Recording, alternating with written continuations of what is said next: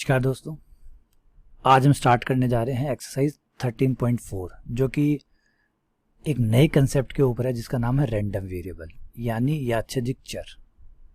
Random variable यादृच्छिक, ध्यान से सुनिएगा, बहुत ही सुंदर कंसेप्ट है ये।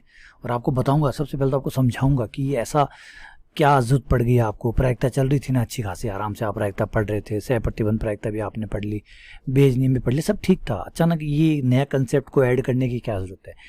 सबसे पहले प्रायिकता से बाहर निकले, एक नॉर्मल भी बात करूं तो देखिए, हर चीज़ का बेटर, हर चीज़ का बेहतर हमेशा किया जा सकता है। आप कभी भी ऐसी कोई चीज़ बना के ही नहीं रख सकते जिससे और बेहतर ना किया जा सके।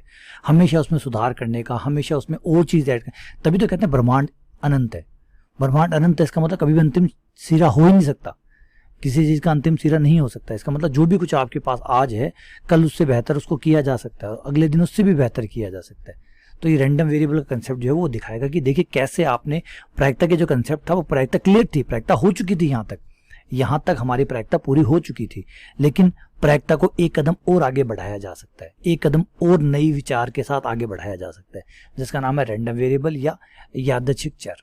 कंसेप्ट को सुनिए और समझिए। यादृच्छिक चर क्या है ये? तो मान लीजिए एक सिक्का है जो आपने 2 बार उछाला, एक सिक्का आपने 2 बार उछाला, तो आपके पास 4 पॉसिबिलिटी टोटल आएगी। अगर मैं इसकी प्रति 10 समष्टि बनाऊं तो इसकी प्रति 10 समष्टि के अंदर जो सैंपल स्पेस है उसमें आएगा, हो सकता है दोनों हेड आए हों, या हो सकता है एक हेड फिर एक टेल आया हो सकता है पहला टेल आया हो फिर हेड आया हो सकता है दोनों के दोनों टेल आए हो, यानी 4 पॉसिबिलिटीज की संभावना है। ठीक है, 4 होगी। अब देखिए, हम मैथ्स के आदमी हैं, ऑब्वियसली बात है ना। तो मैथ्स के आदमी जो होता है वो किसी भी चीज़ को जब देखता है, समझता है, तो उसे नंबर में कन्वर्ट करने की कोशिश करता है, क्योंकि हमें नंबर ज़्यादा अच्छे से समझ में आता है। हमें क्यों है, हमारी दुनिया भी इसी तरीके से इवॉल्व है। किसी को नंबर ही समझ में आते हैं, आप नंबर में बातें मत करिए, नहीं समझ में आएगा उसको। आप कहिए अच्छा कमाता है, बहुत अच्छा कमाता है, नहीं समझ में आएगा। आप बोले लाख रुपए कमाता है, 2 लाख कमाता है, तभी समझ में आएगा। आप कहिए ये चीज़ सस्ती है भाई, बहुत सस्ती है भाई, बहुत सस्ती है, बोलते रहिए, समझ में नहीं आएगा। जैसे आप कहेंगे कि 100 रुपए की या 50 रुपए की या 200 रुपए की, तब समझ में आएगा सस्ती है या नहीं है। बात समझे कि आप चाहे कितना भी जोर लगा लीजिए और भाषाओं का इस्तेमाल करते हुए चीज़ों को समझाने का, आप नहीं समझा सकते। आपको कहीं ना कहीं नंबर में कन्वर्ट करके ही समझाना पड़ता है, तभी समझ में आता है। हम इवॉल्व ऐसे हुए, नंबरों के साथ इवॉल्व हुए, नंबरों में ही बनावट है हमारी और नंबरों से ही समझ में आता है। ठीक है ना। तो जब भी कोई चीज़ हम बनाते हैं तो उसे कहीं ना कहीं नंबर में कन्वर्ट करने की कोशिश ज़रूर करते हैं। लेकिन फिलहाल तक हमने जो प्रायिकता को देखा, प्रायिकता जो था उसका एक फॉर्मूला बनाया, वो एक नंबर था, नंबर में कन्वर्ट किया। लेकिन प्रति 10 समष्टि को अभी भी हमने नंबर में कन्वर्ट नहीं किया। तो अब मैथ्स वाले के ये दिमाग में तो रहता कि यार नंबर में कन्वर्ट नहीं हुआ बंदा, क्या चक्कर है, इसे नंबर में कन्वर्ट करो। नंबर में कन्वर्ट करने का मतलब है कि हर घटना के पास अपना एक नंबर हो, हर घटना का एक नंबर हो। यानी जैसे HH है, इसके पास एक नंबर हो, इसका एक नंबर, जैसे है ना, हर किसी का अपना एक आधार नंबर होता है। लास्ट में नंबर में कन्वर्ट करके छोड़ा ना हमको, इंसानों को आधार नंबर बना दिया, नंबर में कन्वर्ट कर दिया ना। तो सेम वैसे ही हम ये चाहते हैं कि हमारे यहाँ जो प्रति 10 समष्टि है उसकी जो घटनाएं हैं, हर घटना के पास एक नंबर हो। ऐसा ना कहना पड़े भाई साहब मैं अमित हूँ, मैं रामलाल हूँ, मैं मोहन लाल हूँ, मैं सोहन लाल हूँ। कोई सोहन लाल वाला नंबर बोल भाई, क्योंकि नंबर इकलौते हैं। मोहन लाल तो 2 भी हो सकते हैं, 5 भी हो सकते हैं, 10 भी हो सकते हैं, नंबर बोल। तो क्यों नहीं इन सब चीज़ों को एक नंबर में कन्वर्ट कर लिया जाए। जैसे भैया HH है, तेरा नंबर 2, HT भैया तेरा नंबर 3, इसका नंबर 1, इसका नंबर 4, या कोई और नंबर, कोई दिक्कत नहीं है। ये नंबर तो मैंने एग्जांपल ली है, किसी भी नंबर में आप इनको कन्वर्ट कर ले। तो जिस भी नंबर में आप आपके प्रति 10 समष्टि की प्रत्येक घटना को आप एक नंबर में कन्वर्ट करते हैं, ये जो तरीका है नंबर में कन्वर्ट करने का, ये कहलाता है, ये जो फलन है जिसकी सहायता से आप हर घटना को एक नंबर में कन्वर्ट करते हैं, इसी को रैंडम वेरिएबल एक्स कहा जाता है। अब रैंडम वेरिएबल एक्स कहा जाता है। अगर आप किसी एक्स के अलावा कुछ और नाम देना चाहें तो बिल्कुल दे सकते हैं, कोई दिक्कत नहीं। नॉर्मली इसको हम यहाँ एक्स नाम देते हैं। तो रैंडम वेरिएबल क्या हुआ, एक रूल हुआ। रैंडम वेरिएबल क्या हुआ बेटा, एक रूल हुआ। क्या रूल हुआ, जिसमें आपकी हर घटना आप डालेंगे वो आपको बदले में एक नंबर लौटाएगा। जैसे आपने HH दिया तो आप कह सकते सर तो फंक्शन है, सर फंक्शन भी तो ऐसे ही करता है। बिल्कुल सही, शाबाश, बहुत सही जवाब दिया आपने, बिल्कुल सही जवाब दिया, ये एक फंक्शन है। बिल्कुल, बहुत बढ़िया, मैथ्स वाला बंदा है ना, सही जवाब देगा ही देगा। तो ये देखिए सही जवाब दिया कि सर ये फंक्शन है। हाँ जी बेटा, ये फंक्शन है। तो आप बताएंगे फंक्शन के बाद थोड़ा सा डिटेल से समझाएंगे इसको क्या किया इसने। इसने प्रतिदय मतलब x को लिया और उस x की हर घटना के लिए एक नंबर लौटा दिया। तो x क्या हुआ बेटा, x एक फंक्शन हुआ। बहुत बढ़िया, शाबाश। इसका इनपुट क्या है, मतलब इसका प्रांत क्या है, इसका प्रांत है प्रतिदय समष्टि s, और ये हमें क्या लौटाता है, रियल नंबर। रियल नंबर क्यों बोल रहे हो, क्योंकि 2 आ सकता है, 3 आ सकता है। कोई कहीं भैया सर मैं तो एच को 1.5 बोलूंगा, 3/2 बोलूंगा। बोल बेटा, मुझे कोई दिक्कत नहीं है। मैंने नंबर में कन्वर्ट करने के लिए कहा था, मैंने ये थोड़ी कहा था पॉजिटिव नंबर में कन्वर्ट कीजिए, या मैंने ये थोड़ी कहा था दशमलव में चेंज मत करिए। मैंने कहा था बस नंबर बना दो भैया, हर घटना को एक नंबर में कन्वर्ट कर दो। एक नियम बना दो, एक फॉर्मूला बना दो जिससे मैं हर घटना को एक नंबर में कन्वर्ट कर सकूँ। करते हैं बेटा, करें हमने। देखिए स्कूलों में चले जाइए, स्कूलों में जाते ही आप स्कूल में एडमिशन लेते वो आपको नंबर में कन्वर्ट कर देते। Roll number 5, roll number 6, roll number 11, कर दिया नंबर में कन्वर्ट। तो हम ऐसे ही चलते हैं। अजीब नहीं है बेटा, कुछ अजीब नहीं है, सब नॉर्मल है। सबको नंबरों में फाइनली कन्वर्ट कर ही देते हैं। कुछ भी लीजिए नंबर में कन्वर्ट हो ही रहेगा वो, क्योंकि समझिए तभी तक गैलीलियो गैलीली ने कहा था कि ये जो दुनिया है ये मैथमेटिकल वर्ल्ड है, ये दुनिया गणितीय रूप है। तो गणितीय रूप है, गणित है इसमें। अब कोई मूर्ख आके कहता है कि सर ये काम कहाँ आती है, गणित कहाँ काम आती है। बेटा बता, गणित के बिना दुनिया चल के दिखा, एक कदम आगे बढ़ा के दिखा। ठीक है, क्लियर हुआ? नहीं क्लियर हुआ, कोई बात नहीं। आइए बेटा, मैं क्लियर करूंगा आपको, क्यों चिंता कर रहे हो। आइए, ये आपकी प्रतिदय समष्टि S है। इसमें आपकी होने वाली जो संभावित सारी घटनाएं हैं उनका जिक्र कर दीजिए। कहा कि सर E1 घटना, E2 घटना, E3 घटना, E4 घटना, डैश डैश En घटना। हो गया, ये आपका रियल नंबर का सेट है, सेट ऑफ रियल नंबर। ठीक है, बहुत सारे रियल नंबर, मैं कितने सारे बनाऊं, अनगिनत है, यूँ समझ जाइए। 0, 1, 2, 3, 4, -1, -2, -3 एंड सो ऑन। अब आपका x क्या है, रैंडम वेरिएबल है जो कि एक फलन है। वो क्या करेगा, आपके s के हर एक को उठा के एक नंबर में कन्वर्ट कर देगा। कोई ना कोई नंबर आपको दे देगा, कोई भी दे, कोई दिक्कत नहीं है इसमें कोई दिक्कत नहीं। तो जैसे आप कितने सारे रैंडम वेरिएबल बना सकते हैं भाई, जितने चाहे, जितने एस और आर के बीच में जितने फलन बन सकते हैं सारे अनंत बनाए जा सकते हैं। अनंत, हाँ जी सर, बिल्कुल सही कहा, अनंत बना सकते हो आप। अनंत रैंडम वेरिएबल आप बना सकते हो। किसने कहा कि सर मैं तो E1 को 1 देना चाहता हूँ, कोई ने कहा ना सर मैं तो 2 देना चाहता हूँ, तरह मैं 3 देना चाहता हूँ, नहीं सर मैं तो 1.5 देना चाहता हूँ, मैं -1.5 देना चाहता हूँ, मैं कुछ और देना चाहता हूँ। भाई ये वो सब देते रहिए। अनंत रैंडम वेरिएबल बनाए जा सकते हैं। ठीक है, क्योंकि क्या है, रैंडम वेरिएबल एक फलन है। तो चलिए पहले परिभाषा लिख दूं यहाँ पे। यादृच्छिक चर फलन होता है जिसका प्रांत घटना की प्रांत प्रतिदय समष्टि तथा सह प्रांत आर होता है। ठीक है, तो जैसे मैं बता चुका अभी कि भैया आप जिस चाहे जैसे, देखिए मैं, आपकी मर्जी है, आप पूरी तरीके से स्वतंत्र है।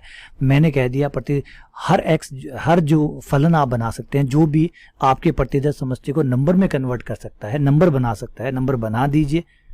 आपके पास एक रूल होना चाहिए, क्योंकि फलन बिना रूल के तो नहीं चलता। नियमित होता है कि ये रखूंगा तो ये आएगा, ये रखूंगा तो ये आएगा। आप एक रूल सेट कर दीजिए, वो नंबर बनाए, घटना को मैं हर घटना आपको पकड़ाऊंगा, आप घटना को नंबर में कन्वर्ट कर दीजिए। वो हमारी क्या कहलाएगी, रैंडम वेरिएबल कहलाएगी, प्रतिदय समष्टि कहलाएगी। क्लियर है? ठीक है, मैं कुछ एग्जांपल बता देता हूँ आपको, जिससे आपको क्लियर हो जाए कि क्या है। वही अपना एक सिक्के को 2 बार उछालने वाला जो एग्जाम्पल है वही ले लेते हैं, और मैं आपको अलग अलग x जो है वो रैंडम वेरिएबल बना के दिखाता हूँ। ठीक है, HH, HT, TH और TT। अब आप कोई भी फलन बनाइए, याद रखिएगा कोई फलन बनाए, फलन बनाने मतलब कोई रूल बनाइए जिससे मैं आपको इन चारों में से कुछ भी पकड़ाऊं और आप मुझे एक नंबर में कन्वर्ट करके दे दें। तो फर्स्ट ले लीजिए, x, जो भी आप x में घटना दोगे, x क्या करेगा, चित्त की संख्या, जो भी घटना आप दोगे उसमें चित्त की संख्या प्लस पट की संख्या दोनों को जोड़ देगा। ठीक है, और वो आपका आंसर आपको दे देगा। तो आपने इसमें अब देखिए HH रखा, अब इसमें बताइए कितने चित्त हैं, तो आप कहेंगे 2, पट कितने हैं 0, तो टोटल कितना हुआ 2, बन गया। दूसरी घटना दीजिए इसमें HT, तो HT में क्या होगा, 1 चित्त है 1 पट है, कितना आया 2 आया। TH कितने चित्त है कितने पट है, सर 1 चित्त है 1 पट है, कितना आया 2। ठीक है, TT चित्त की संख्या 0 है, पट की संख्या 2 है, तो कितना आया 2। आपने सर सबका आंसर 2 आया, तो मैंने कब कहा कि सबका आंसर अलग अलग आएगा? कहा मैंने? वीडियो को वापस रिवर्स चलाइए, देखिए मैंने कभी ये कहा? जितना कहा उतना समझिए, ज़्यादा समझेंगे तो गलत जाएंगे। मैंने ये कहा था कि वो नंबर में कन्वर्ट करता है, मैंने कभी ये नहीं कहा था कि इकलौते नंबर में हर बार आपको नया नया नंबर देगा। ना बेटा, हर बार नया नया नहीं मिलेगा, हर बार नया नया मिल भी सकता है। अगर आप है ना, जैसे नए नए कपड़े हैं, तो भैया अगर आप बहुत पैसे वाले हैं तो डेली नए कपड़े मिल सकते हैं, नहीं हो तो वही कपड़े बार बार पहनिए। डिपेंड करता है ना आर्थिक स्थिति के आधार पे। तो सेम यहाँ पे भी वही बात है, अलग अलग भी आ सकते हैं, सेम भी आ सकते हैं, पाबंदी कुछ नहीं है, क्योंकि शर्त सिर्फ इतनी है कि भैया नंबर में कन्वर्ट हो जाना चाहिए। इकलौते नंबर में कन्वर्ट हो चाहे इकलौते में ना कन्वर्ट हो, लेकिन हर संख्या एक नंबर में कन्वर्ट होनी चाहिए। हो रही है? प्रतिदा समझती है? जवाब है हाँ जी है। चलिए दूसरा एग्जाम्पल लेते हैं। x बराबर, मान लीजिए कोई बच्चा है वो फैन है पाइथागोरस का, वो कह रहा सर चित्त की संख्या जो भी आएगी उसका स्क्वायर करूंगा प्लस पट की संख्या का स्क्वायर। कोई बात नहीं भैया, तुम्हारा भी सम्मान है, पट की संख्या का स्क्वायर लीजिए। एच रखा, चित्त कितना 1, 1 का स्क्वायर, पट कितना चित्त कितना 2, 2 का स्क्वायर प्लस पट की संख्या 0, 0 का स्क्वायर, 4 प्लस 0 4। अगला एच टी, एच कितना 1, 1 का स्क्वायर, पट कितना 1, 1 का स्क्वायर, 1 प्लस 1 2, ये 2 आ गया। टी एच और टी एच आया, 1 पट है 1 एच है तो 2 आ गया। और ये आ गया आपका टी टी, ये आ गया 4। ये लीजिए, इस बार थोड़े अलग आ गए, कुछ 2 आए हैं कुछ 4 आए हैं, कोई पाबंदी नहीं है। मैं रिपीट कर दूं, चारों सेम आ सकते हैं, आए हैं चारों सेम, इस बार 2 2 सेम आए हैं, तो कुछ भी नियम आपका बन सकता है। बस शर्त यही है, इस बार आपने नियम बनाया कि सर कुछ और धमाकेदार करते हैं, बिल्कुल करवाते हैं, बोलिए क्या करना है। इस बार सर गुणा करवाते हैं, करवा लो भाई।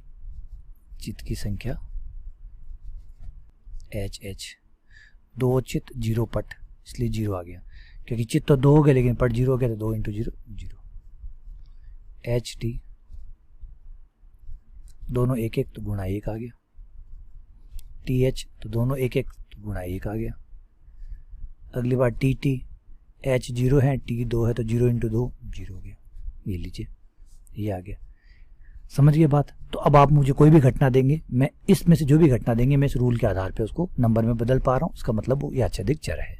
अगर मैं हर घटना को रिपीट कर रहा हूँ, प्रत्येक घटना, क्योंकि फलन में प्रांत कभी खाली नहीं होता, प्रांत हमेशा जुड़ा रहता है, प्रांत का कोई भी अवयव जो है वो खाली नहीं रह सकता। मतलब प्रांत का हर अवयव रखने पर उस पर कोई ना कोई आंसर आना चाहिए, अगर नहीं आता तो फिर फलन ही नहीं है। प्रांत मतलब जो पहला समुच्चय होता है उसका कोई भी अवयव खाली नहीं रह सकता, हर अवयव जुड़ा हुआ होना चाहिए। जुड़ा हुआ होना मतलब हर अवयव पर नंबर पे कोई ना कोई आंसर आना चाहिए। देखो यहाँ पे सब पे आंसर आ रहा है, ठीक है। अब आप कह सर ये आप बार बार चित्त पट की संख्या ही क्यों ले रहे हो? तो बेटा अब यहाँ पे चित्त पट के अलावा क्या ले सकता हूँ? यहाँ हार जीत थोड़ी ले सकता हूँ। कौन हार जीत थोड़ी है, ये क्या है? ये एच और टी आए, एक सिक्के पे एच और टी आते हैं, समझ रहे हैं। तो अगर आप एक्स को भी परिभाषित कर रहे हैं तो आपको इन्हीं के आधार पे तो परिभाषित करना होगा। ये तो हेड होगा या टेल होगा, इसके अलावा तो कुछ है ही नहीं, है ना। तो इन्हीं के आधार पे आपको परिभाषित करना होगा, तो थोड़ा सा ध्यान रखिएगा इस बात का। अब आप कहीं से एक्स का मान माइनस में नहीं आ सकता क्या? बिल्कुल आ सकता है, बिल्कुल आ सकता है। ये लीजिए, चित्त की संख्या माइनस पट की संख्या, चित्त की संख्या, तो सबसे पहले एच एच ले लेते हैं। एच एच, चित्त की संख्या हुई 2, पट की संख्या 0। एच टी, चित्त की संख्या 1, पट की संख्या 1।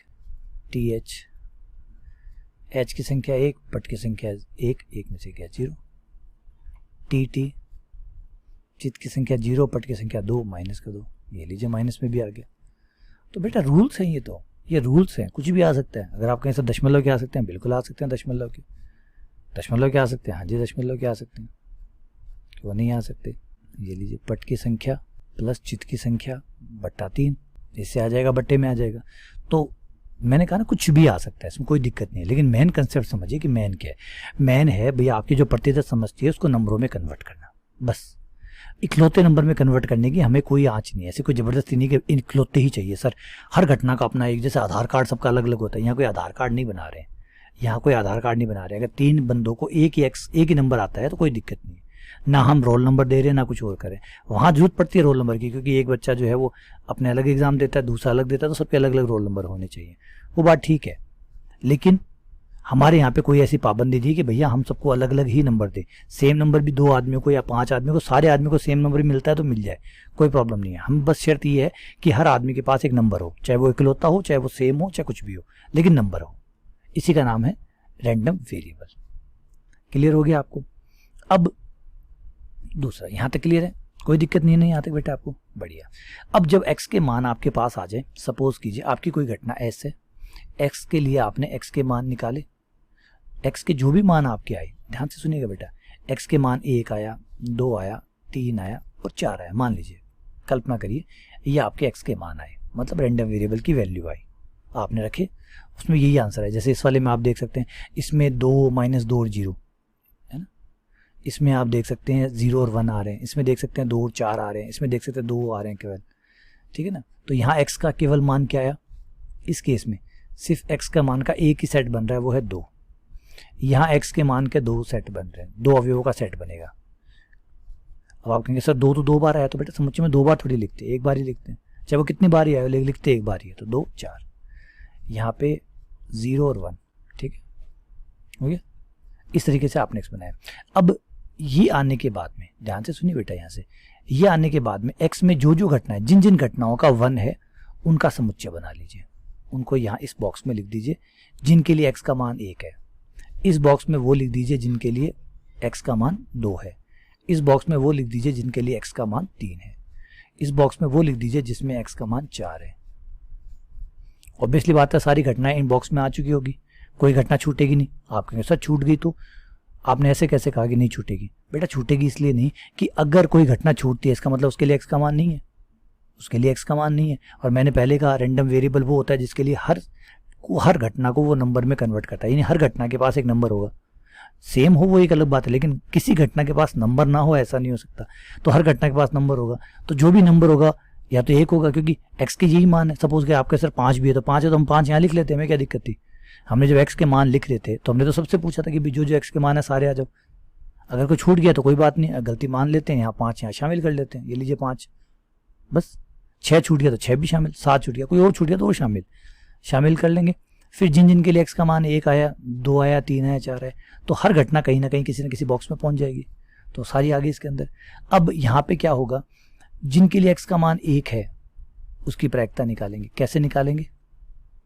इसमें कितनी घटनाएं, जितनी भी हैं, बटा कुल घटना, तो आगे x बराबर 1 के लिए प्रायिकता, रैंडम वेरिएबल जिन घटनाओं के लिए x का मान 1 है उनकी प्रायिकता, ये जिन घटनाओं के लिए 2 है, जिन घटनाओं के लिए 3 है, जिन घटनाओं के लिए उन घटनाओं की प्रायिकता, इस तरीके से। और ये आपको पता है सब प्रायिकताओं का जोड़ 1 होगा। अब आप कहेंगे सर ये कैसे होगा? इन सब का जोड़ बेटा 1 होगा, सारी प्रायिकताओं का जोड़, अब वो जितनी है px, इन सब का जोड़ 1 होगा। क्यों? क्योंकि हर घटना बेटा किसी न किसी बॉक्स में तो है। टोटल मान लीजिए 10 घटनाएं हैं, कुल घटनाएं जो है वो 10 है, टोटल 10 घटनाएं हैं। अब 10 घटनाएं जो है वो, उसमें से कुछ घटनाएं इसमें होंगी, कुछ इसमें होंगी, कुछ इसमें होंगी, कुछ इसमें होंगी, सबके नीचे तो 10 ही आएगा। जैसे यहाँ मान लीजिए 3 है, सपोज कीजिए यहाँ 3 आ गई, यहाँ 2 आ गई, यहाँ 5 आ गई और यहाँ 0 आ गई, या थोड़ा सा सेट कर देते हैं 4 और 1 कर देते हैं ताकि ये खाली ना रहे। तो इन सबको जोड़ें तो इसकी प्रायिकता क्या होगी? 3/5, ये 3/10 सॉरी, इसकी 2/10, इसकी 4/10 और इसकी 1/10। अब बेटा नीचे तो सब में 10 आएगा क्योंकि कुल घटनाएं 10 है, और कुल घटनाएं 10 जो है वो बंटी हुई है। बंटी हुई कहाँ? कुछ x बराबर 1 में चली गई, जिसके लिए रैंडम वेरिएबल का मान 1 है, कुछ घटनाएं उसमें चली गई, कुछ 2 वाले में चली गई, कुछ 3 वाले में, कुछ 4 वाले में, घटनाएं कहीं ना कहीं तो गई है। तो सबका जोड़ तो 10 ही है ना। जैसे मैं 10 ट्रॉफियाँ लाया, मैंने बच्चों में बांट दिए, अब बच्चों में से जोड़ निकाल लीजिए, 10 ही निकलेगा, क्योंकि 10 ही ट्रॉफी लाया था, 10 ही बांटी है, तो जोड़ 10 ही आना है। तो बंटी है ना, बस वो बंटन हुआ है। मैंने बढ़िया शब्द बोल दिया है, बंटन हुआ है। क्या हुआ है? बंटन हुआ है। किसका बंटन हुआ है बेटा? टॉफियों का ना बेटा, टॉफियों का बंटन नहीं हो, प्रायिकता का बंटन हुआ है। प्रायिकता को बांटा है। x बराबर 1 के लिए 3/10, इसके लिए 2/10, इसके लिए 4/10, इसके लिए 1/10, इसको कहते हैं प्रायिकता बंटन, प्रोबेबिलिटी डिस्ट्रीब्यूशन। क्या कहलाता है ये कंसेप्ट? Probability distribution. लेकिन अब यहाँ पर आपको एक बात ध्यान रखनी है, 4x रैंडम वेरिएबल बदल दोगे प्रायिकता डिस्ट्रीब्यूशन बदल जाएगा, क्योंकि इस घटना के लिए इस रैंडम, देखिए एक ही घटना है, अलग अलग रैंडम वेरिएबल के लिए अलग अलग प्रायिकता बंटन आएगी। क्योंकि इसके लिए x के मान अलग है। देखिए अब इसके लिए अपने x के मान है, इसके लिए अपने x के मान है, इसके लिए अपने x के मान है। आप x को कैसे परिभाषित करते हैं उसके हिसाब से अलग अलग x के मान आएंगे, अलग अलग x के मान आएंगे तो अलग अलग प्रायिकताएं आएंगी, अलग अलग प्रायिकताएं अलग अलग प्रायिकता बंटन आएगी। तो आपको याद रखना है कि प्रायिकता आपने अगर यादृच्छिक चर बदल दिया, रैंडम वेरिएबल बदल दिया, तो उसकी प्रायिकता बंटन भी उसके हिसाब से चेंज हो जाती है, उसके हिसाब से हो जाती है। समझ रहे बातों को? बस ये याद आपको रखना है। चलिए एक घटना ले लेते हैं ताकि आपको अच्छे से समझ में आ जाए। वही उदाहरण के लिए एक सिक्का लेते हैं, उसको 2 बार उछालते हैं। एक सिक्का 2 बार, एक सिक्का 2 बार उछालने पर, ठीक है, 2 बार उछालने पर क्या क्या आता है वही आएगा, HH HT TH। ये 4 घटनाएं आ गई। क्लियर है यहाँ तक? बढ़िया। अब पहला x है चित्त की संख्या माइनस पट की संख्या, सही है। आइए एक एक की बारी, पहले HH के लिए निकालें 2 चित्त 0 पट, फिर HT के लिए 1 चित्त 1 पट 0 आ गया, फिर TH के लिए 1 - 1 0, फिर 0 TT के लिए माइनस का 2, ठीक है। ये लीजिए, अब इनका एक बॉक्स बना दीजिए। x के जो मान आए हैं उनका देखिए, x के मान 0 और 2, 0 2 और -2, 3 x के मान है। इस तरीके से एक बॉक्स बनाइए। यहाँ लिखिए आप x, और जो x की वैल्यू आपको मिली है उनके बॉक्स बना दीजिए। x की वैल्यू मिली है आपको 2 0। अब आप कह सर ये तो आपने आगे पीछे लिख दिया, कोई दिक्कत नहीं है। अब 0 2 बार है, 2 बार नहीं लिखना एक बार ही है, क्योंकि समुच्चय ना, हर चीज़ को आप एक बार ही लिखते हैं। x क्या है? आपका रैंडम वेरिएबल है, उसकी जो वैल्यू आपको मिली है वो क्या मिली है? 2 -2 0 और 2, ठीक है, लिख लिया इनको। अब जो घटनाएं इनमें आई है उनका जिक्र कर दीजिए। 2 किसकी है?